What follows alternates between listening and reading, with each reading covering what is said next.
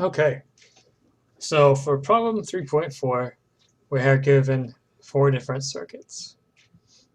And our task for each one of them is to find the equivalent resistance seen by the source and the power developed by the source. So the number one thing we want to do, I'm going to label these sort of like terminals. I call this A, I call this B. Sort of like if you pretend that the source doesn't exist and you want to find the resistance to a current that flows from this terminal into this terminal.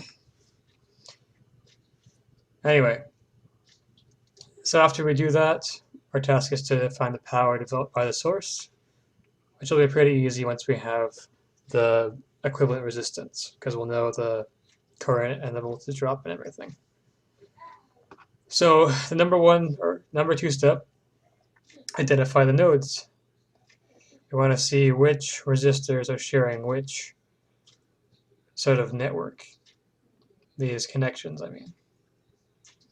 The reason why we want to do that is because it'll let us know if they are in series or in parallel. And after that, you'll be able to tell what, you'll be able to use your rules for the resistors to determine the RQ, or the R equivalent. So quickly, I'm going to show the RQ for series resistors. So series resistors, say this is R2, R1. They add up in series, and in parallel, there's a couple different, I think there's one other one, but I'm going to use this one because I'm the most familiar with this one, and I think it works better for a for multi-resistor networks in parallel. So this one would be REQ is 1 over R1 plus 1 over R2 to the minus 1. There's another one that's kind of like the voltage division rule, but it's a little bit different. Anyway, so if you have more resistors or whatever, then you're just going to have plus R3 and then the parentheses over here. So you get rid of this and it'd be like that. But I don't want to do that until we have to. So I'll just leave it as that. Anyway, so for the first circuit, we can see that node 1 and node 2, or yeah, let me name the nodes real quickly. Node 3. So these two resistors are in parallel with each other because they share a node, or they share two of the same nodes. So we can find that equivalent resistance in parallel. So REQ1 be 1/10 plus 1 over 40 to minus 1. So I think that's like 5/4, so 0.88 is 8 ohms. Let me do the calculation real quickly. Where's my calculator? Yeah, so it's 1/10 plus 1/40. Yeah, that is 8. Okay. So we can sort of imagine that we crossed out these resistors and we drew in one that was 8 ohms here. Let me actually do that in a different color. Pretend we crossed them out and we have a different one. Okay. So now you'll be able to see that if this new node, let me draw this in blue, this sort of new node right here with 8 and 22, they're in series with each other. So REQ2, we can say that is 8 plus 22 equals 30 ohms. So if we pretend to cross this out, then we have, let me draw this one green again. Say that this is 30 ohms. So now you have the 10 or the 100, the 25, and the 30 are all sharing this same bottom node, node 3. Node 1 and node 3 they're sharing. So they are in parallel with each other. So REQ3 will be, let's see, 1 over 100 plus 1 over 25 plus 1 over 30. So this should be around 25, like I would say 28 ohms, just based on these ratios. Let's see, 1 over 30. Oh wow. I forgot the two that are next to each other. That makes them about approximately half. So ends up being 12 ohms. Okay, so now, since I'm kind of running out of space on that circuit, I'm going to draw an equivalent one again. So we have 18 ohms, and then REQ3, which is 12. So you do one more for the total REQ. It's going to be 18 plus 12, which is 30. So now we found the equivalent resistance seen by the source. If you say that this is terminal A and terminal B. So now that we found the REQ, we can find the I source. It's going to be V, the voltage of the source, divided by REQ. So 5 divided by 30 is 1/6. So 1/6 of an amp. And to find the total power, we'll say that's going to be I squared R. So IS squared times R equivalent. So that's 30 divided by 36. And that is 5/6 watts is the total power developed by that source, the 5-volt one.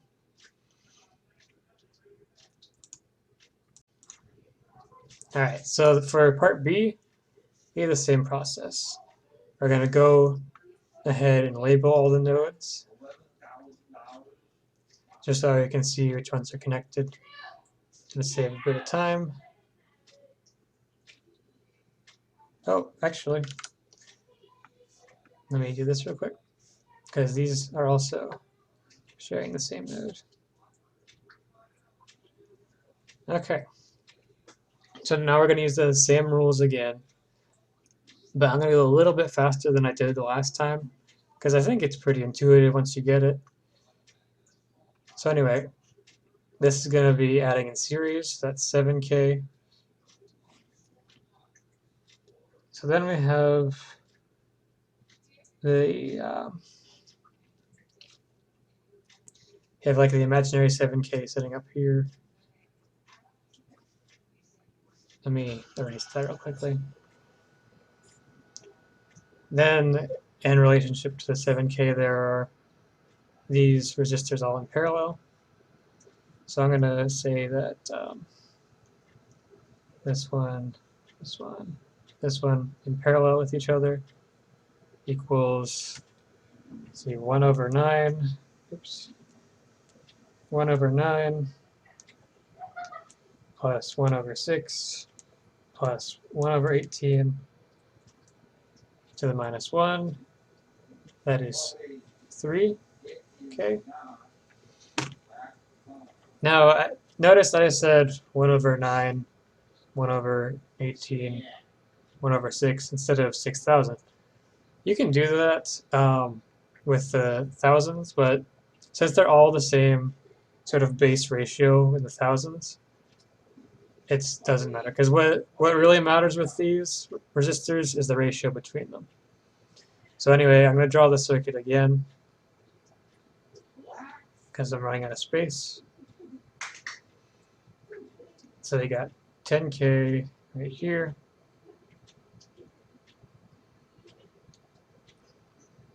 This is REQ1 is our 7K, and our REQ2 is the 3K.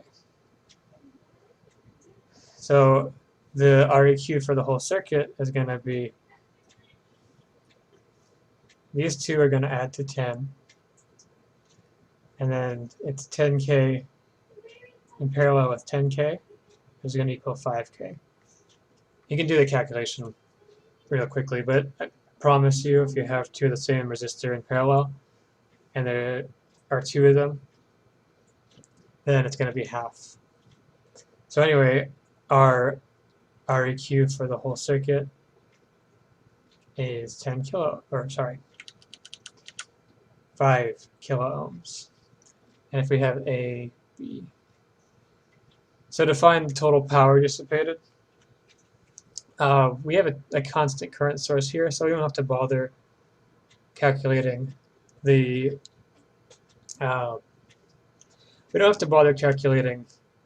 voltages or anything. We can just go straight to I squared R. So 50 milliamps squared times 5,000 ohms. So 50 times 3 squared times 5,000 is 12.5 watts. There we go. Now I can go on to the next one. All right.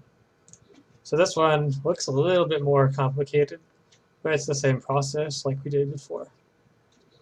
We're going to label these nodes. I'll say this is A, B. It's the terminals of the battery or voltage source. It's not necessarily a battery. Anyway, label these nodes, and this node. Okay, so now I gotta be a little bit more careful when I am adding, especially in parallel, because these are not all in kilo ohms. Some are in hundreds of ohms. I mean, you can convert it because 750 ohms is 0.75K. But I'm going to use the absolute numbers just to be extra safe. Alright, so these two we can see right away in series. And that's going to be 1500 or 1.5K.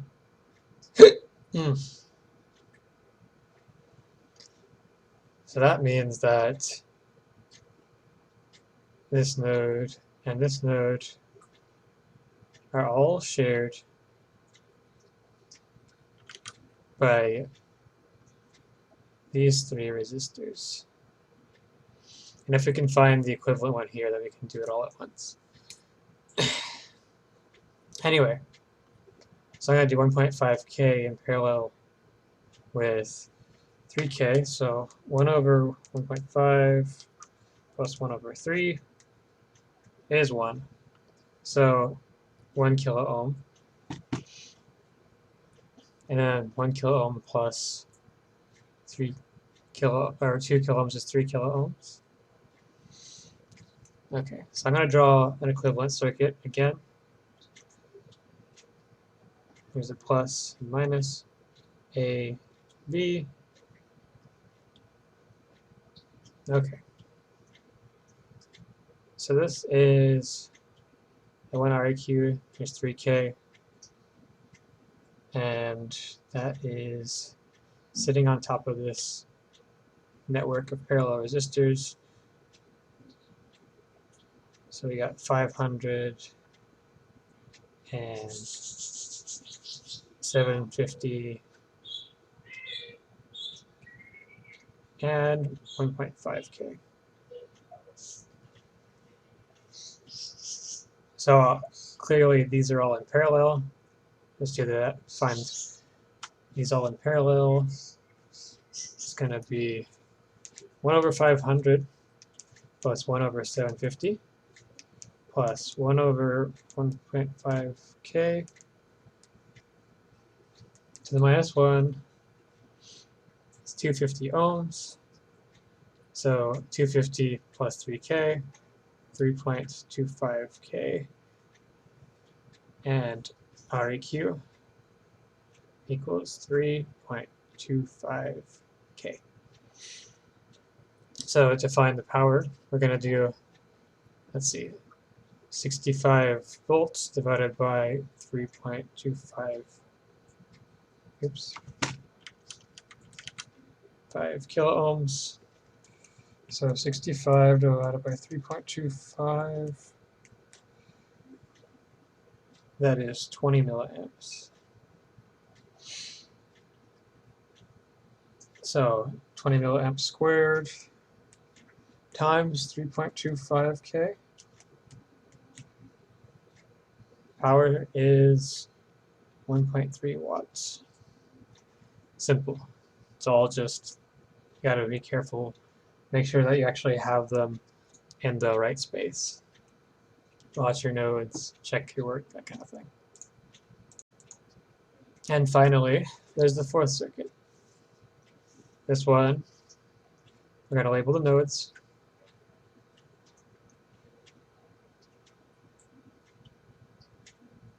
And we're gonna say that here's A and here's B. Right away, these are clearly in series, so 400, it's 250 plus 150. And then they're all in parallel.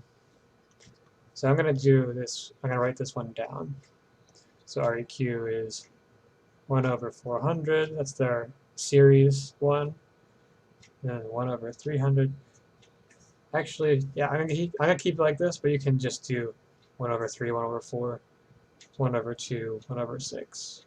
It'll work the same way. So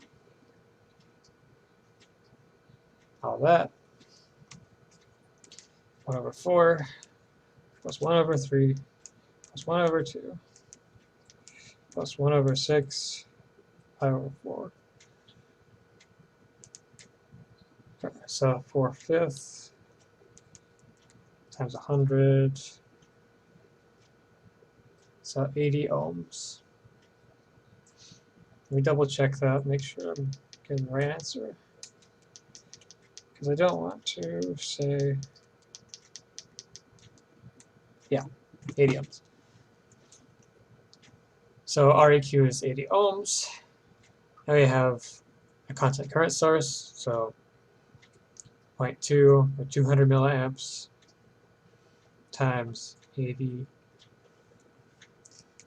0.2 squared, 0.04 times 80 equals 3.2 watts. There we go. That's all of these. Don't get worried too much about algebra stuff, blah, blah, blah.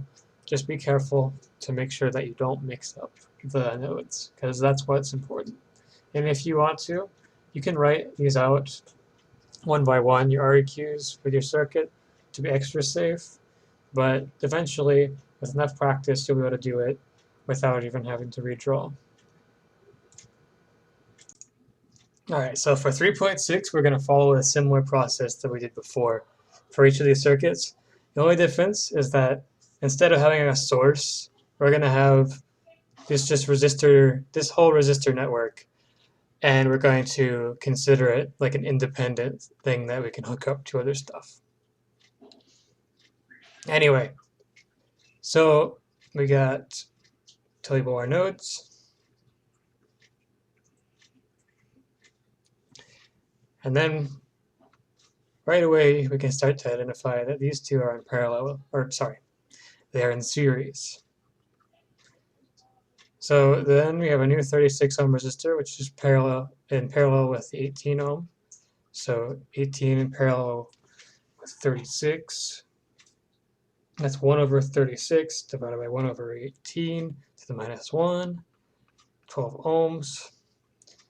So then there's a new 12 ohms, which is in series with this 6 ohm resistor. So 18 ohms, 36 in parallel with 18 once again is 12 ohms, and RAB equals 12 ohms.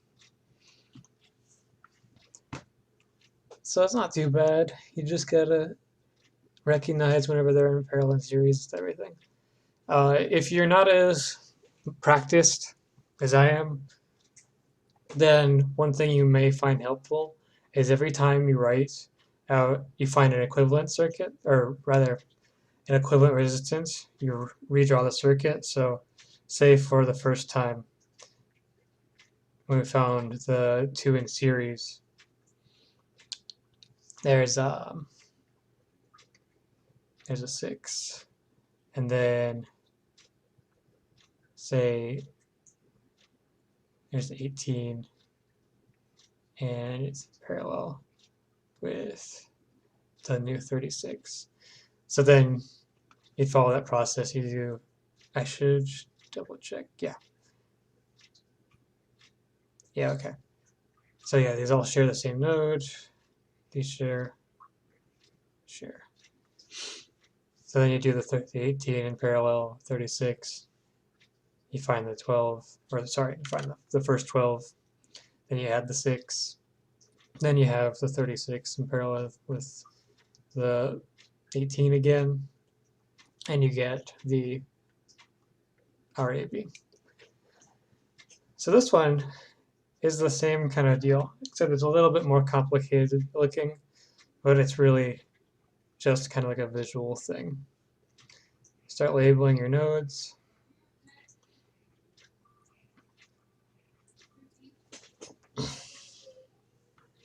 All right. So 12 plus 18, because these are in series, is 30. Then we have all of these resistors, including our new 30. These are all in parallel. And you can tell because when you combine these two, then you kind of have like a 30 ohm going right here. Let me redraw that a little bit better. Pretend like you crossed out the resistors if you want to, and say there's a 30 here. And the 10 is still here. I just covered up the 10. So anyway, that means we have the 20 ohm in parallel with 15 ohms, in parallel with 10 ohms, in parallel with 30 ohms. So you do that 1 over 20, 1 over 15, 1 over 10, 1 over 30 to the minus 1, end up with 4 ohms. So then there's 26. Let me draw this whole. This is 4 ohms. So 4 plus 26 is 30.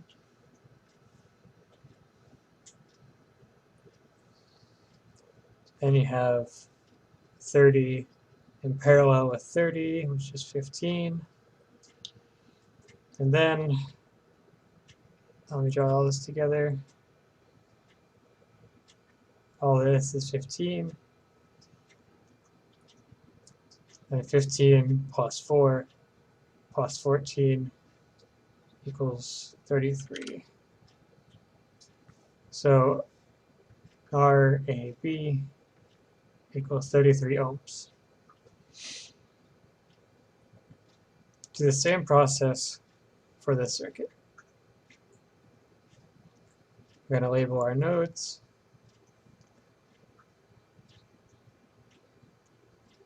So I can see which ones are connected. And right away, you can see that these two are in parallel with each other. And these two are in parallel with each other. So I'm going to firstly do this one. 45 in parallel with 30 is 18 ohms. Then 15 in parallel with 60 is, let's see, 15 in parallel with 60, 12 ohms.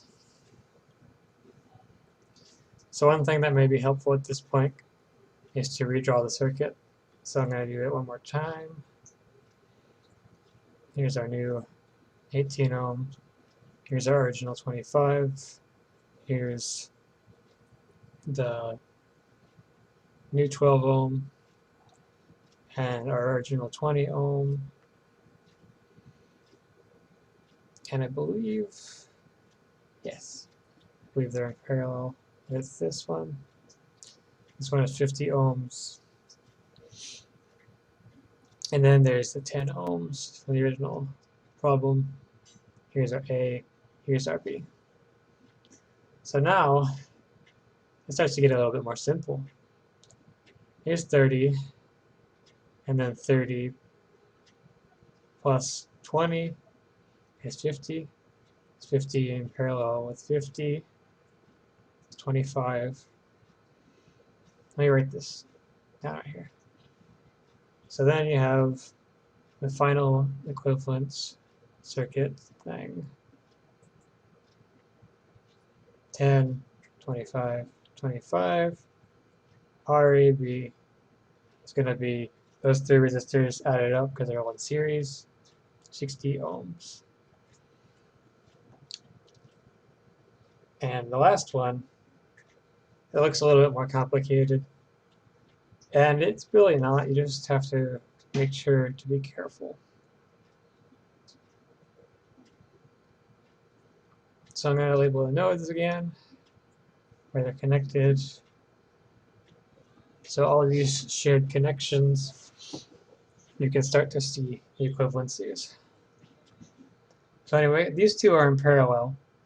20 in parallel with 60 is, I believe, let me calculate it real quickly. 1 over, I feel like it'd be 30. 1 over 60 plus 1 over 20, 15. Okay. So 15 ohms. Let me write that this is 15. Then we have 18 plus 12 is 30. And then this new, these two right here are in parallel with each other. The new 30 and the original 60. So 1 over 30 plus 1 over 60 should be like 20. Yeah. So 20 ohms. Then it's 20 plus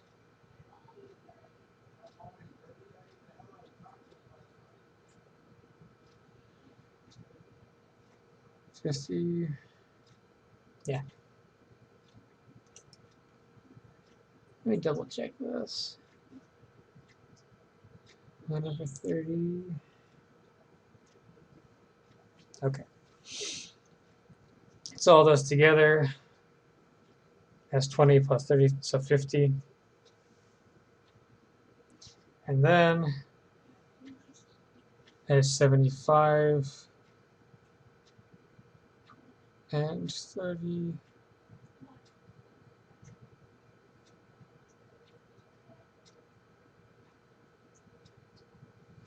Okay.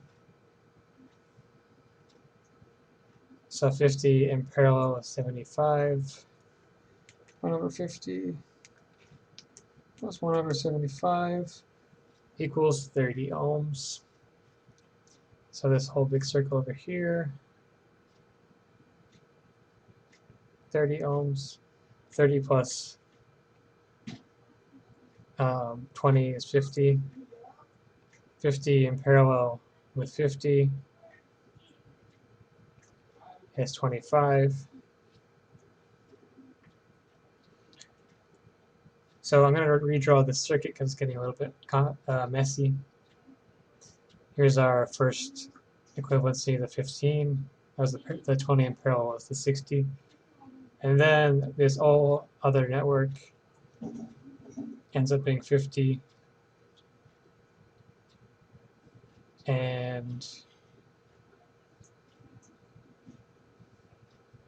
20, or sorry.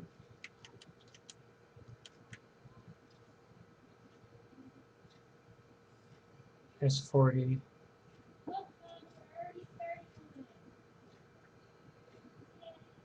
is B, A,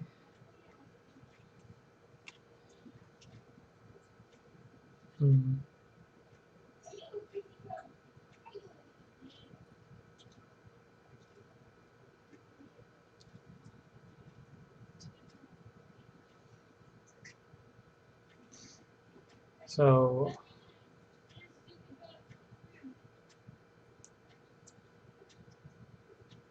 no, I made a mistake. Okay, so for the last one, we're going to follow a similar process. First, we're going to label the nodes.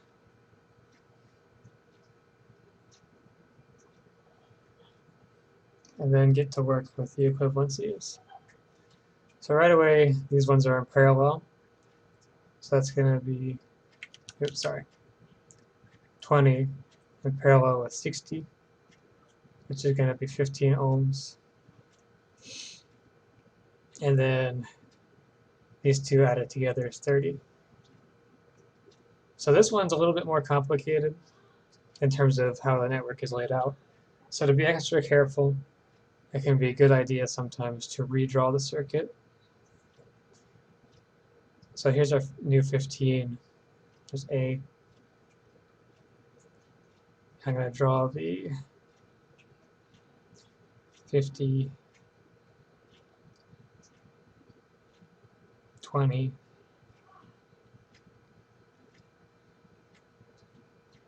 75, and let me do this one more time. I have I'll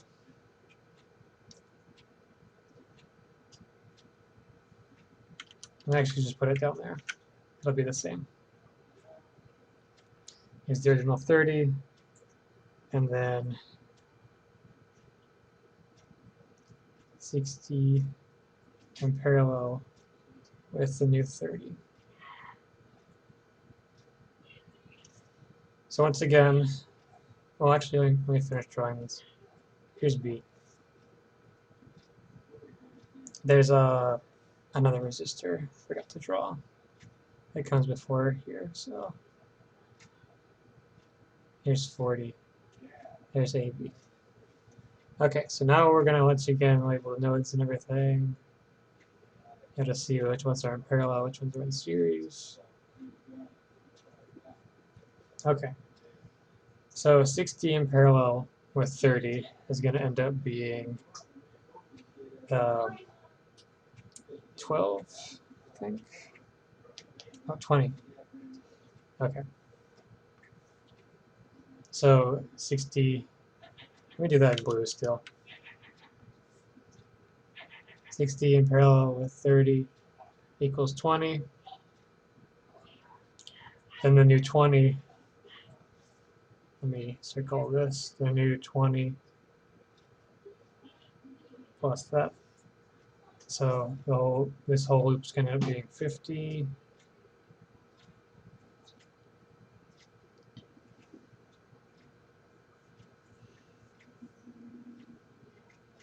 Okay.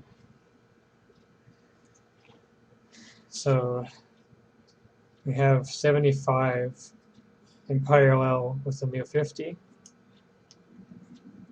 So 1 over 75 plus 1 over 50 to the minus 1 is going to be 30. So this whole network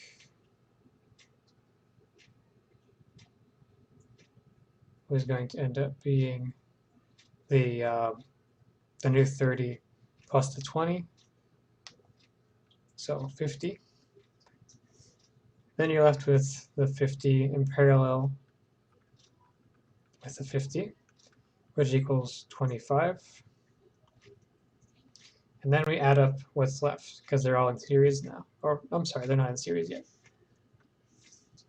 Let me redraw this circuit. I'm going to draw that one right here one more time. 40, 15, and there's 25.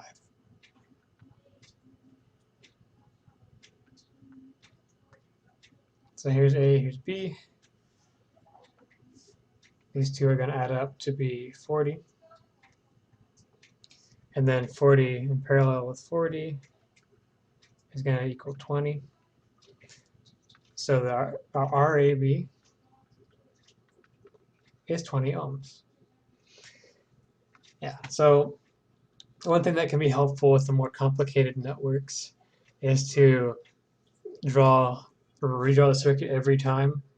I have a lot of practice doing this, so I can kind of get away with winging it, so to speak, and just marking the new equivalencies. But if you're on a test or an exam or something, it may be beneficial to just write them down step by step to be extra safe.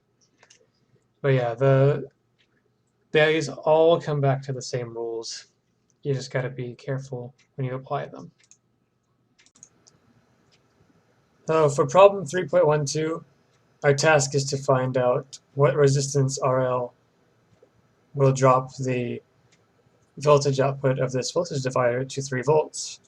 The unloaded output voltage is given as 4 volts. So that means that the voltage drop across R2 is 4 volts whenever there's no load connected to the circuit. Now, to do this, we're going to use the voltage divider equation. First thing I'm going to do is I'm going to redraw the circuit. I'm going to just, you don't necessarily have to, but just for the sake of making it less confusing, let's just draw the unloaded circuit first. So we have R2, this is R1, is 40 ohms, and 20 volts. And V out equals 4 volts. Okay, so the voltage divider equation, if you're unfamiliar, is voltage output equals voltage input times the ratio between two resistors or more, but it gets a little bit more complicated with more resistors. Anyway, so the first thing we're going to need to do is find out what the value of R2 is. We're not given it by the problem, but we are given enough information to find it our own way.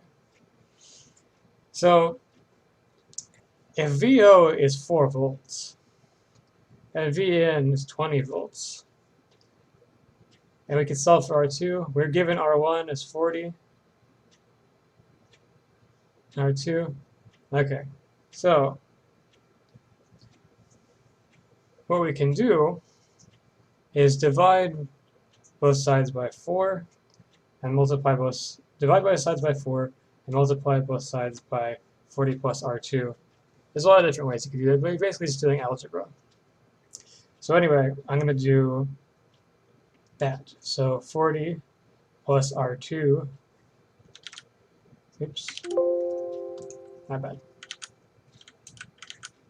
40 plus R2 equals 20 divided by 4, which is 5, R2. So to solve for R2, we're going to subtract R2 from both sides and then divide by 4. So that means that R2 equals 40 divided by 4, or 10 ohms. And we can check that answer real quickly if we plug it back in, just to make sure we have a little bit of a sanity check. So if our VN is 20 volts,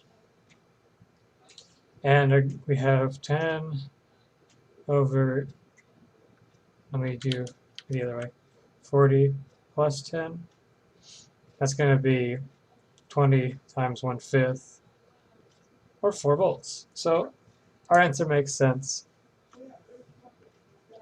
And we can continue on. So now we want to find out what kind of voltage R2 would produce a voltage of a voltage drop of 3 volts.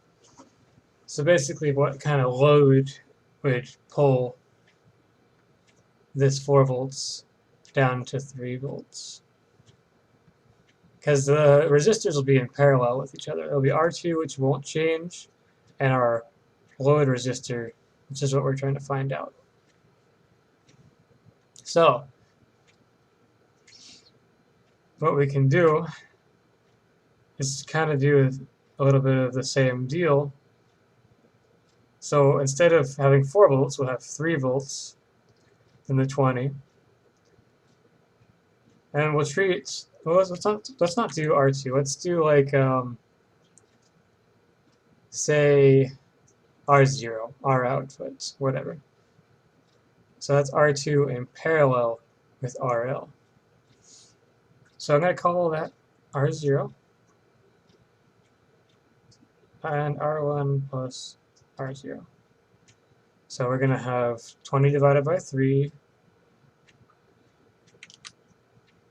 Let's see, R1 plus R0 equals 20 divided by 3 R0. Let me put a little line here to maybe keep it from getting crowded. Okay. So we know R1 to be 40. Now let's multiply the, we can actually just multiply by 3 on both sides.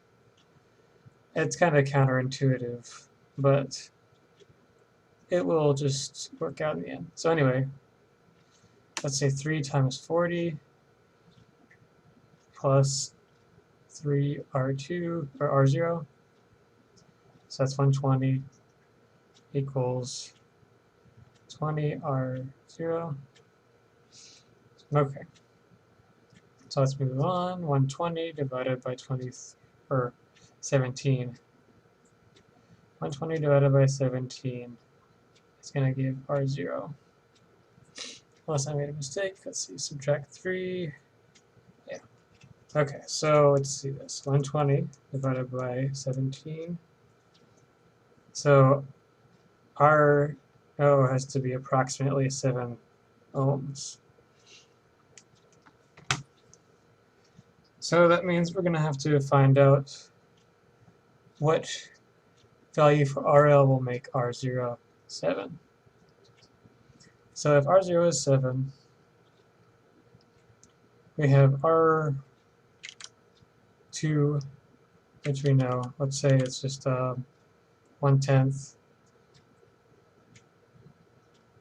and then 1 over RL minus 1 will give us our answer. So let's go over here.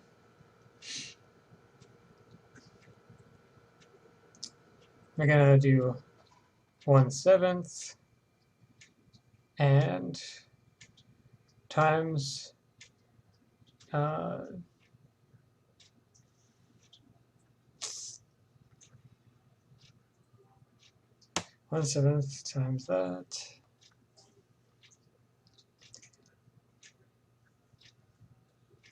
Next one I can just, no, that won't work.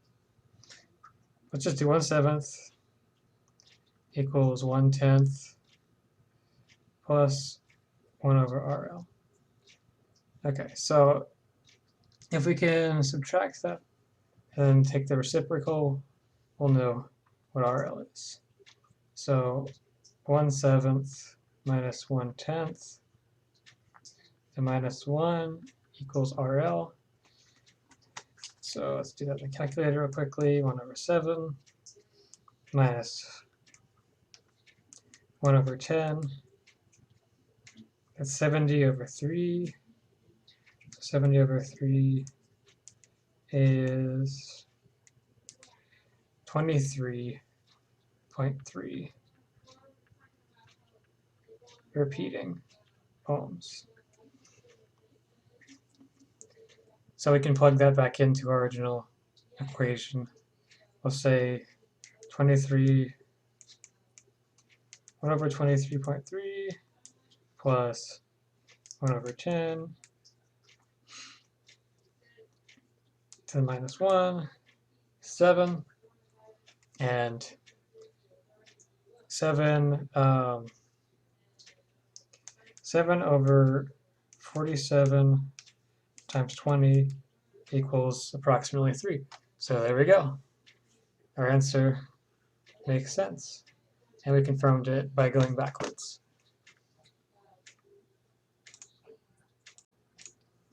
Okay, problem 3.13. Our first task is to find the no load voltage for this given voltage divider circuit. Now, there's a couple ways we could do it. You can use a voltage divider equation, or you can go and calculate the currents and find the voltage drop that way. So let's just do it. Let's find the current. So we have R1 in series with R2. So R1 plus R2 is 2500, or 2.5 kilo ohms. 75 volts divided by 2.5K is 30 milliamps. Okay, so if we have 30 milliamps, V equals I times R. 30 milliamps times 2000 ohms. That's going to be 60 volts. Okay, so that means that V out with no load is 15 volts, because 75 minus 60 is 15. Now I can find the power dissipated by each resistor. So let's just do I squared R for both of them. Power 1 will be in the 2K ohm, 30 milliamps, squared times 2 kilo ohms is 1.8 watts. Power 2 is going to be a quarter of that. We don't have to do the calculation because we know 2.5K is 1/4 of, it's 4 times larger than 500. So if you divide by 4, it's going to give us the same thing basically. Anyway, so that means 0.45 watts is the power dissipated by R2. Now here's a little bit of a problem. We only have 1 watt resistors. For whatever reason, whether it be space, cost, other issues with the things, we can only use 1 watt resistors. So basically we got to find out what is the minimum value for each resistor to maintain the power rating, make sure it stays within the limits for the resistor, but also provide us with the 15 volt output. Well, the ratio between R1 and R2 is what determines the voltage divider output. So if we can find a safe value for R1 and R2, then we'll be fine. Now we have a lot of headroom with power with this R2, so I'm not worried too much about that one. But we're going to use power equals V squared over R here to calculate the resistor value, because the current is going to vary with resistance, obviously. And we only have a voltage that's remaining the same. We don't really care too much about the current. So we're just going to go ahead and do, we're going to solve for R. So multiply by R and divide by P. So 1 watt over, let's see, the voltage dropped across R1 is 60 volts squared. So 60 times 60 is 3600, 3.6 kilo ohms. Now to maintain that value, that 15 volt output, we need to maintain the ratio. So we're just going to do a quarter of that, so it's 900 ohms. And we don't really have to do the calculations to ensure that R2 is within the power rating, because 500 is less than 700 or 900, and we were well within the tolerances for our R2, or the power dissipation through R2, and we can stick with these values. And we just quickly check them, make sure that they work.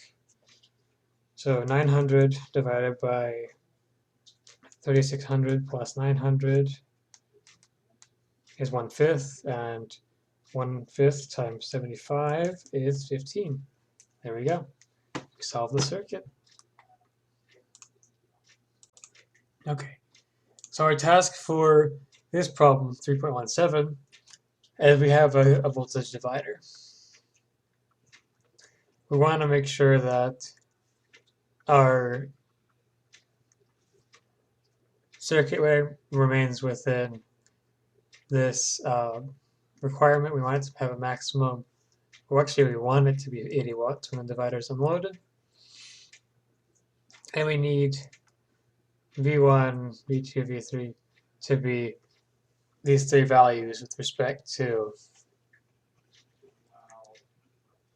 each other. Or with respect to the common reference terminal, I'm sorry. So basically, we want to find out what values of R will produce a voltage drop over here. So let's say that V1 minus V2, this has to equal, see, that's 12 minus 7, or sorry, 12 minus 5 is 7. So that means we have to have, if this, what common means basically is it's a common ground between the positive and negative rail, so to speak. So we want this to be 0 volt reference, and this to be minus 12 volts, which means that R1 needs to drop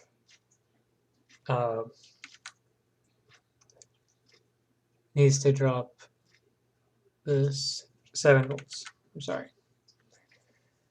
So to do that, we're gonna go ahead and keep these values in mind. So we need this voltage to be 7, this voltage to be 5, and this voltage to be minus 12. So to do that, first thing we want to do is we want to find out our current. So P equals I times V. We know V, we know P, we're going to calculate I. So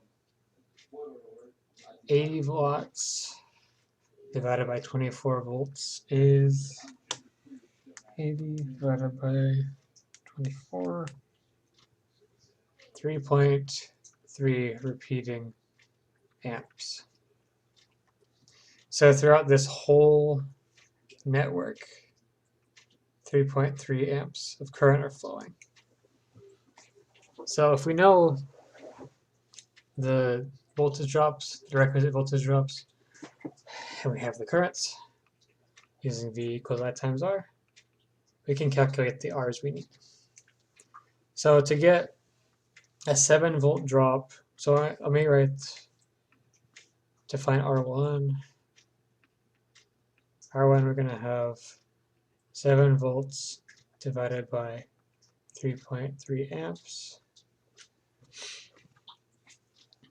So 7 divided by 3.333.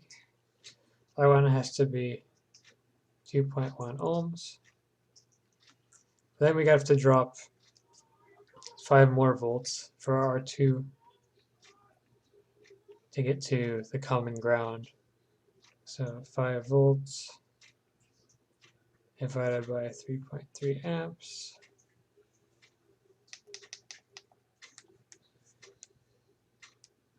Oops. 5 divided by R2 has to be 1.5 ohms. And R3 is going to be 12 volts divided by 3.3 amps. So 12. R3 is going to be 3.6 ohms. So there we go.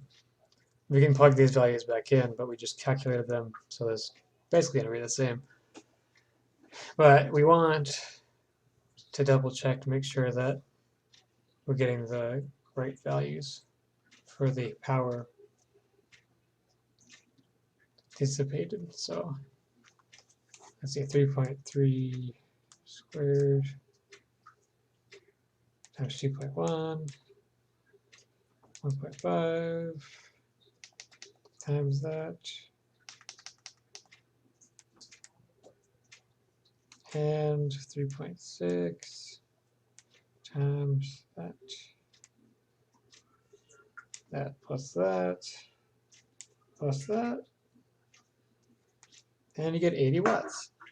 So there we go. We solved out all of these problems. Okay, so now we get to see a bit more practical use of the voltage divider equation and the equivalencies for resistance and everything. So we're gonna have to find IO and VO, and to do that, there's a couple of different ways, but the easiest one here is to firstly find the equivalent resistance and then use that to find the voltage drop across the 2.4 amp source. So we're going to label the nodes real quickly. You'll be able to say that this is A and this is B, the terminals. We're going to think about how the current flows and everything. So right away we're going to see that 90 ohms is in parallel with 10 ohms. So 90 in parallel with 10 is 9 ohms. So let me put that down. 90 parallel with 10 is 9. Then there's that 9 plus the 6, so 15. And then these two, that's 30. It's 10 plus 20. So then we're left with 30 in parallel with 15. So 30 in parallel with 15 is 10. So our equivalent for the whole circuit is 10. And based on that, we can find the voltage drop across the 2.4 amp source. So I'm going to call this the ground reference 0. And we're going to use Ohm's law. So V equals the I source, the I supply. Let me actually write that down just to be no ambiguity, times 10 ohms, or REQ. So that's going to be 2.4 times 10 and 24 volts. So the voltage over here is 24 volts.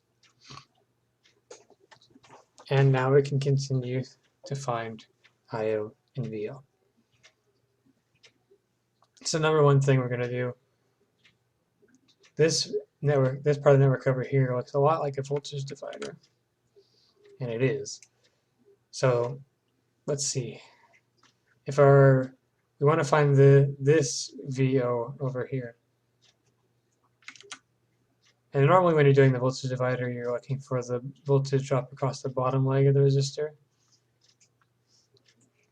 And we can do that.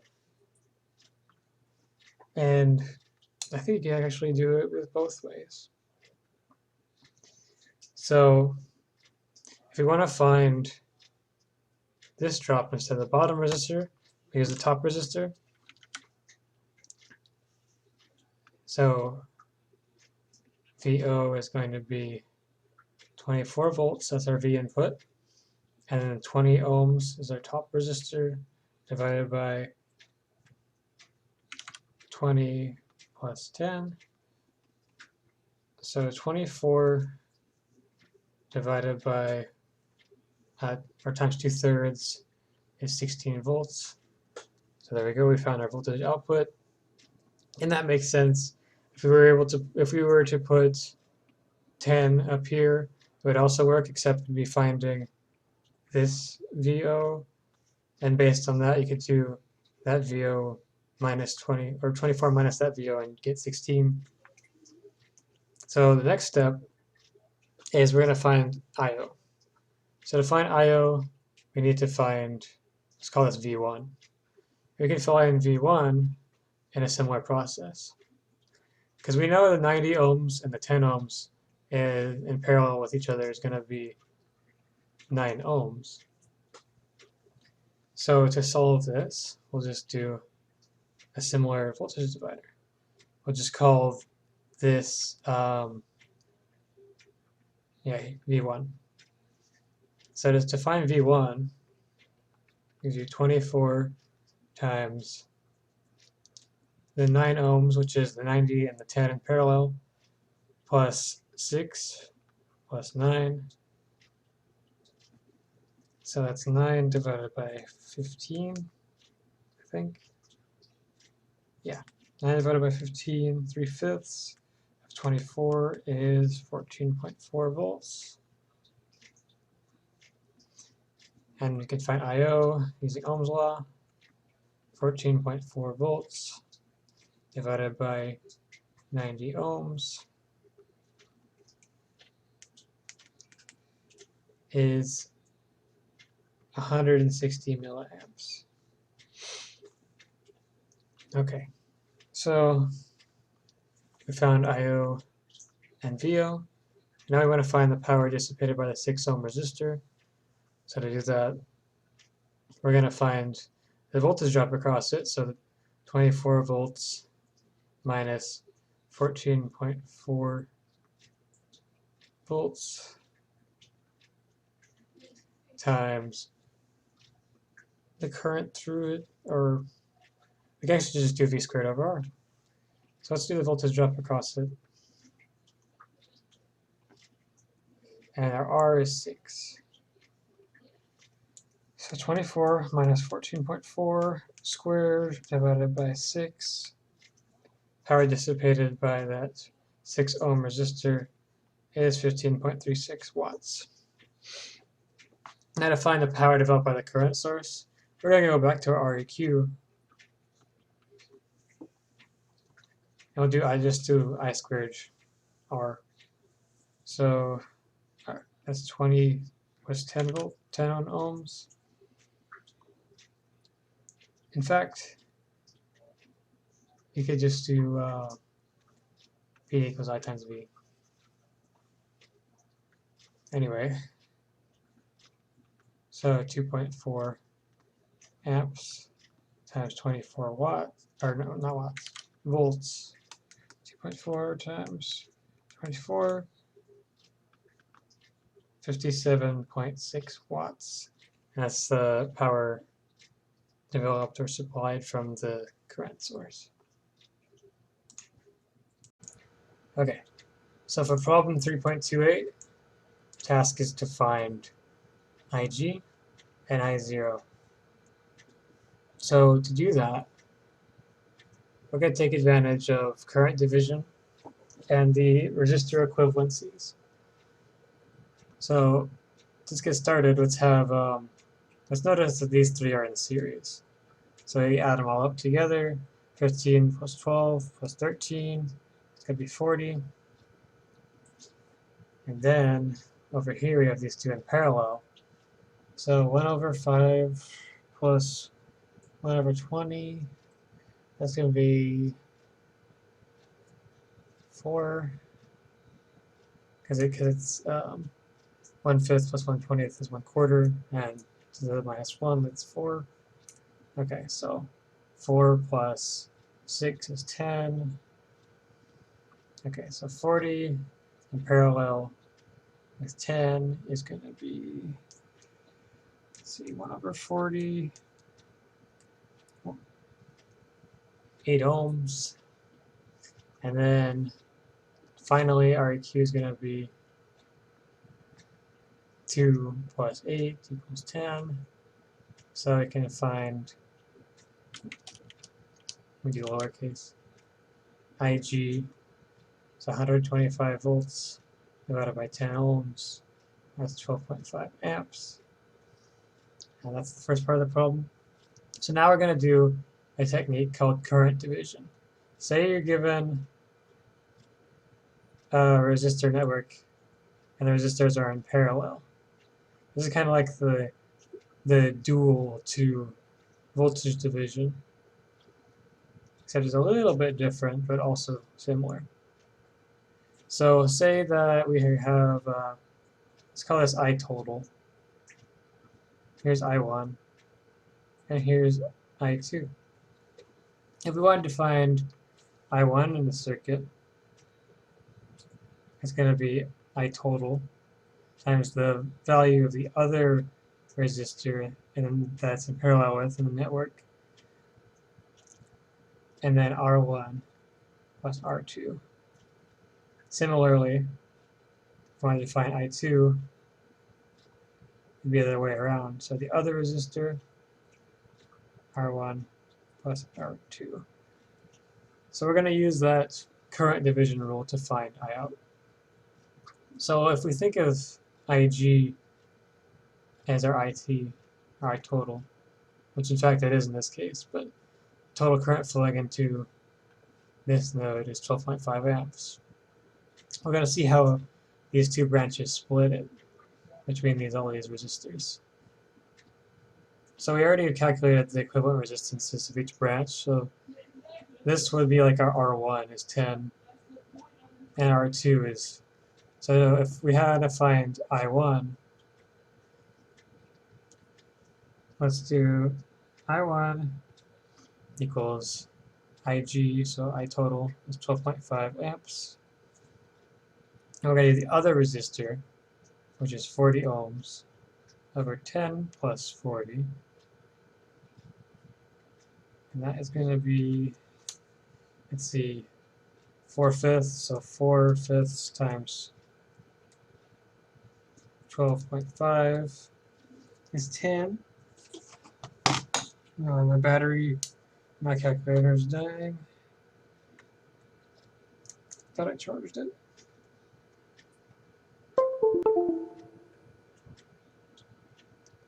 Okay. So I1 is 10 amps.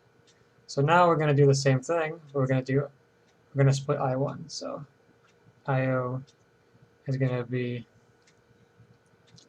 I1 going in, and we're going to do the other resistors, so 5 over 20 plus 5. So I0 is going to be 2 amps. And there we go. We can verify that, but using the current division rule, very reliable. It's a little bit tricky because you got to keep in mind it's the opposite of what you intuitively expect whenever you're doing the voltage divider.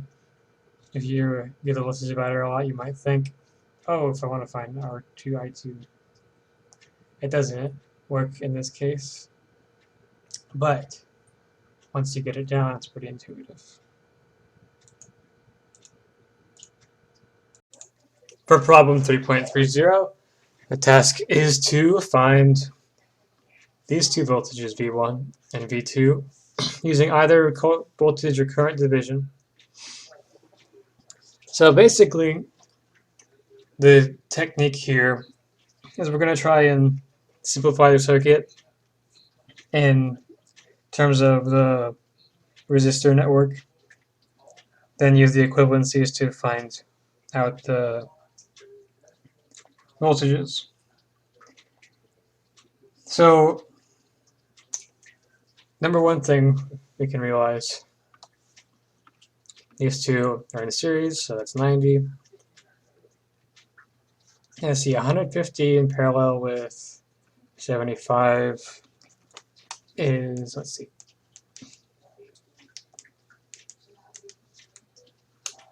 is 50. And 50 plus 40 is 90, so 90. So 90 in parallel with 90 is going to be 45. So the total voltage drop, say, from this node to this bottom node is going to be across an effective 45 ohm resistor. So we can do with the voltage divider. So let's redraw the circuit.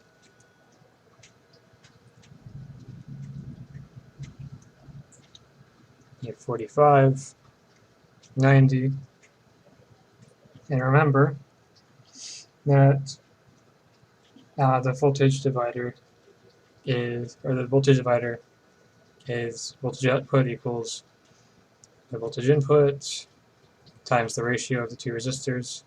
So if this was like R2, R1 plus R2, so we have 3 volts times 45 over 90 plus 45. Oops.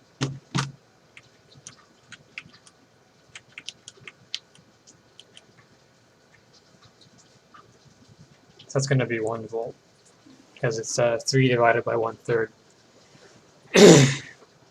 Okay, so we can say that, hold on, one node is bugging. I'll be right back. Okay, so we can say that the voltage, say this is V3, is 1 volt. So from there, we can say that we have another voltage divider, say at,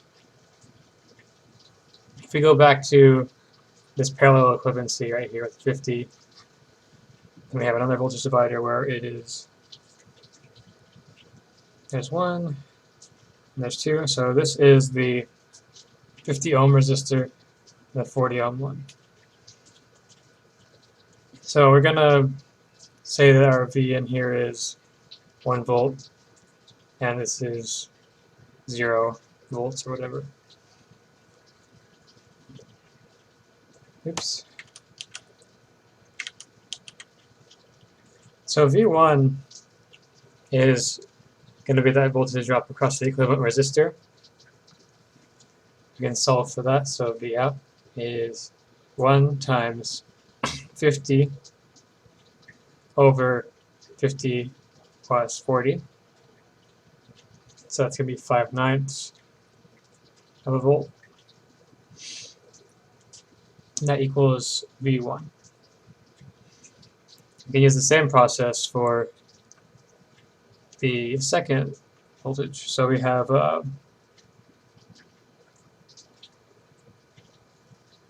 60 ohm resistor, a 30 ohm resistor. There's ground, there's 1 volt, and we're looking for V2. We have the same process. So V2 is going to be 1 times 30 over 60 plus 30, so that's 1/3 of a volt.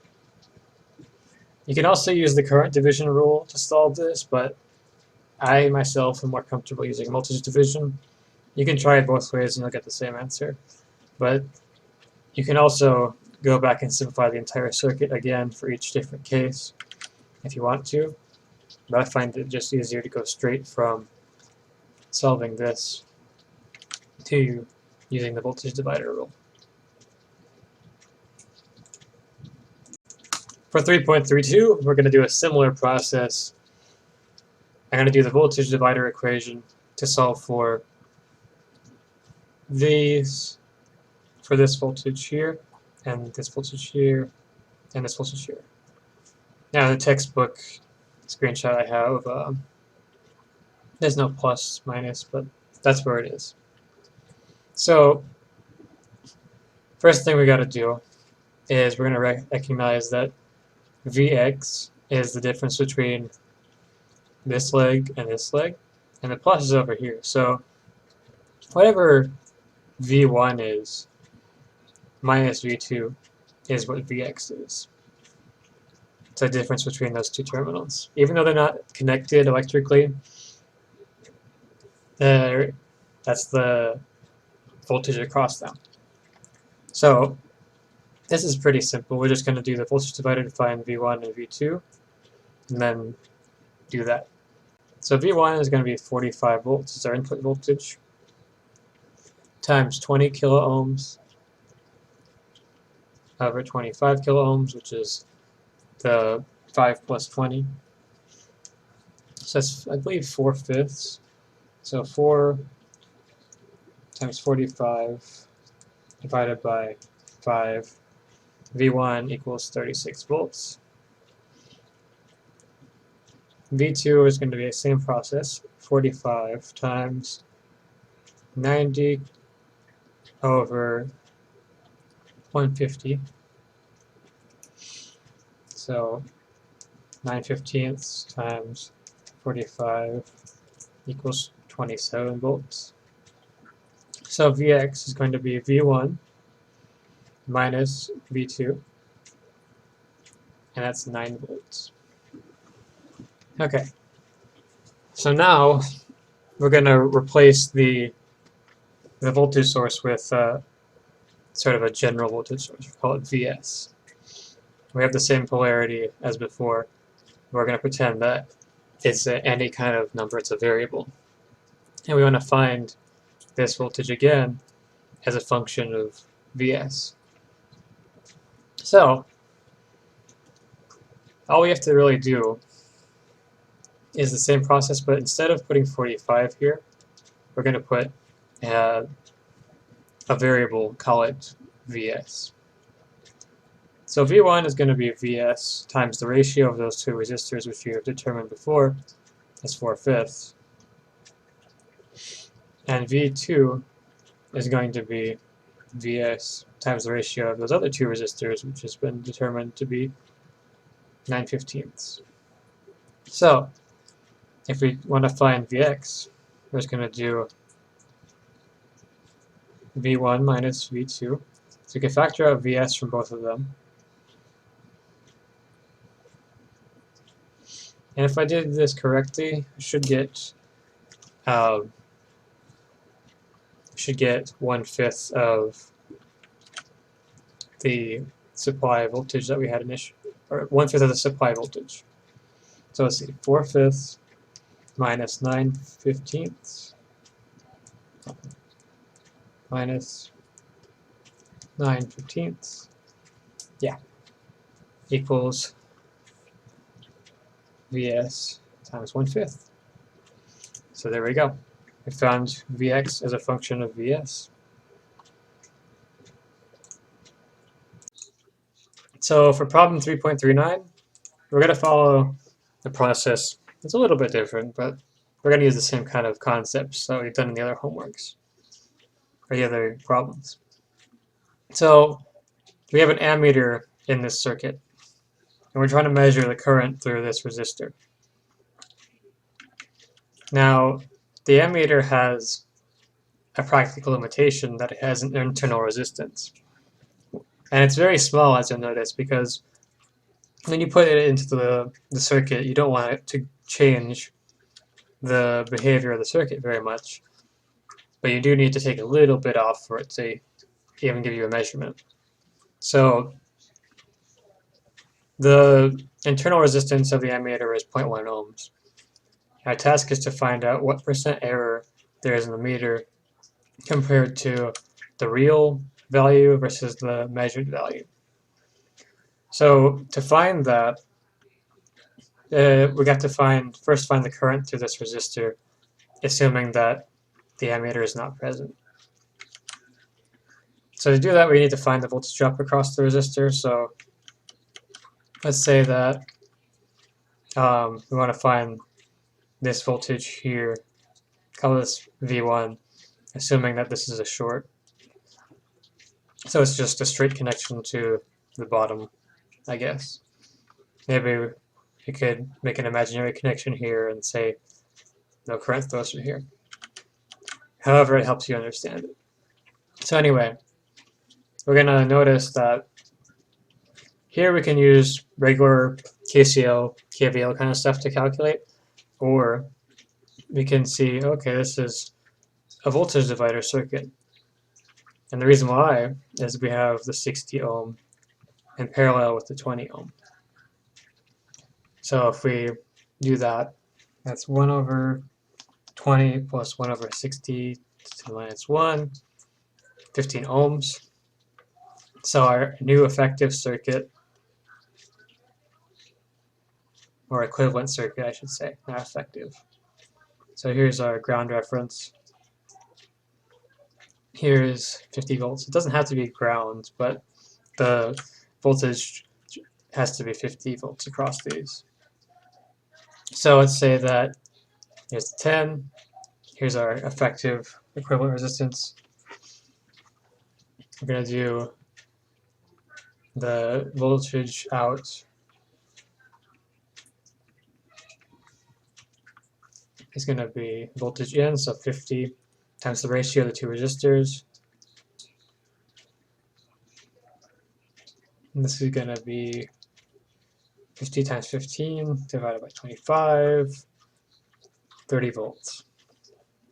Okay, so now that we know the voltage drop across that resistor, let's do Ohm's law. So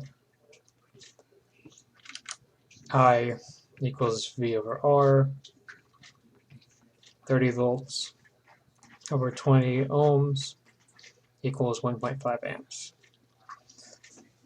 And I say that's I.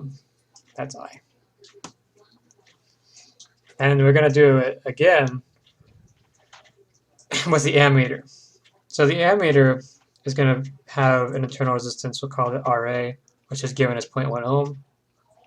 So that's going to be 20.1 is the resistance right here. Like if you combine these together to form an effective equivalent resistance. So we're going to do the same process again, 20.1.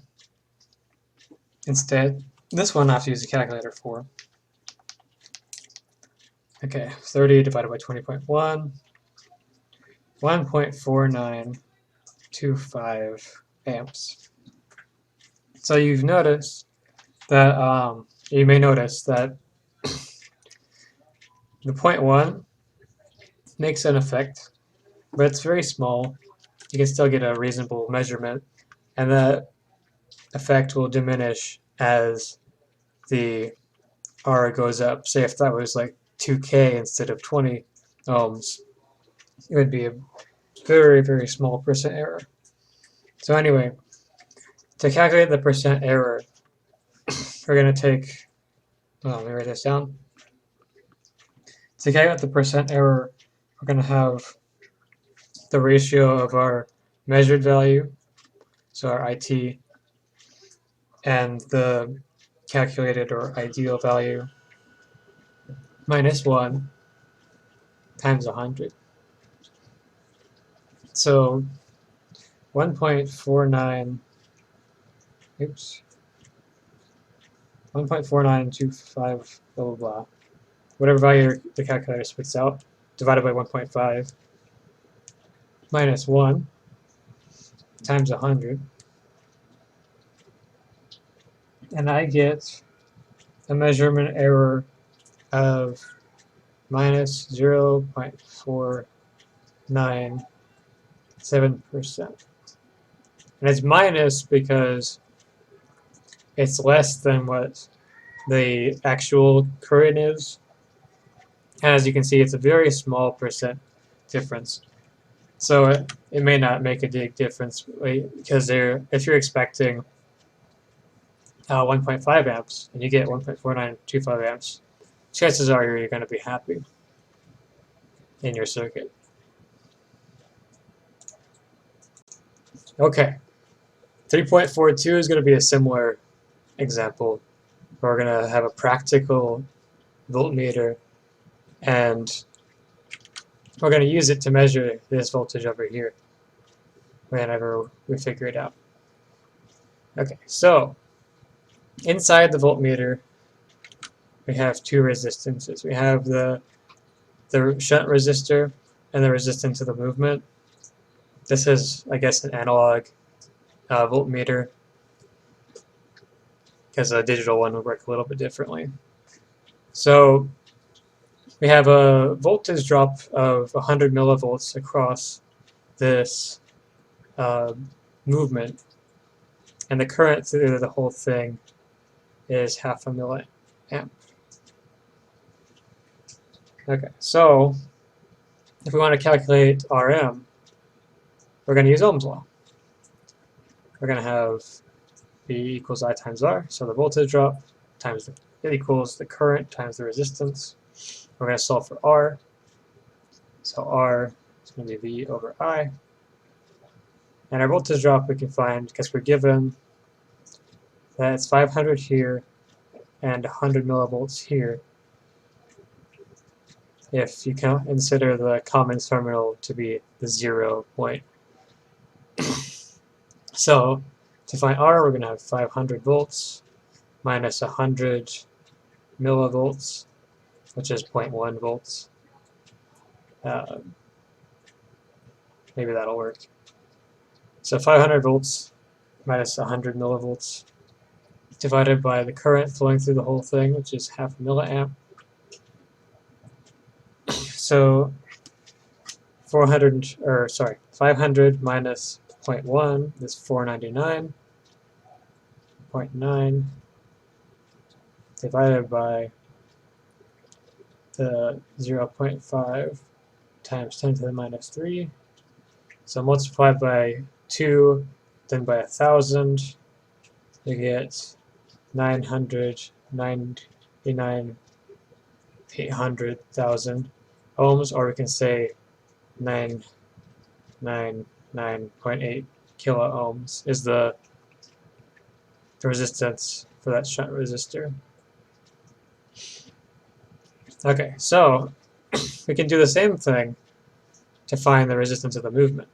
So let's call that, I guess RO, doesn't matter. So we're going to have 100 millivolt voltage drop divided by half a milliamp. Milli is going to cancel, multiply by 2, 200 ohms. So the total internal resistance of the multimeter is going to be the movement plus the shunt resistor. So it's going to be 1,000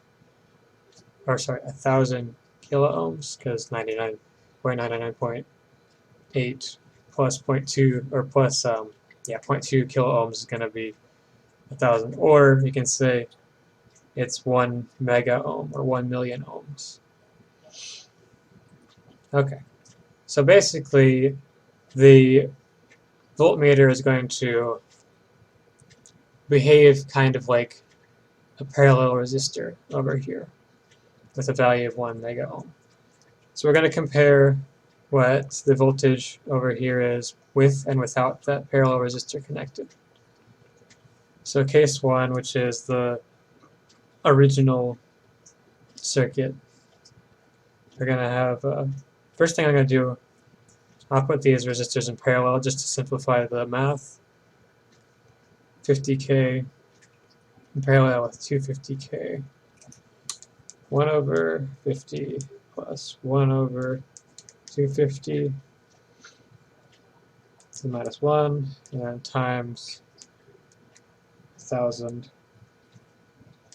You end up with an R equivalent of 41.667 kilo ohms. All right, so to find the voltage, little v, we're going to do v equals I times r, so 41.667K times 10 milliamps. The K and the M are going to cancel, so this is going to end up being, let's see, 10 minus 3. Yeah, so 416.67 volts. That's going to be the actual value.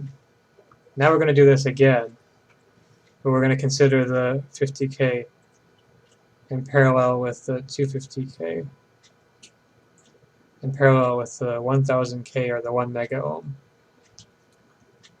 So same process. We're going to do 1 over 50K plus 1 over 250K plus 1 over 1 mega. So that's 1. And we get an equivalent resistance of 40 kiloohms. So you can see right away there's going to be a slight difference because this resistor is going to load it down just a teeny little bit. So this is kind of a bad worst case scenario because usually a multimeter is going to have a much higher internal resistance and compensate for that to an extent to be a little bit more accurate, but this is for learning. So 40K times 10 milliamps is going to be 400 volts. Now that the error is going to be a little bit worse than the prior case where we had the shunt resistor. But we can find out the percent error the same way. So we're going to have our, let's see, we're going to have our percent error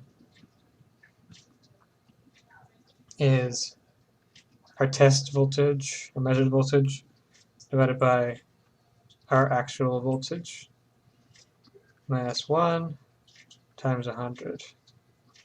So that's, sorry, let me put the VT. 400 divided by 416.67 minus 1 times 100.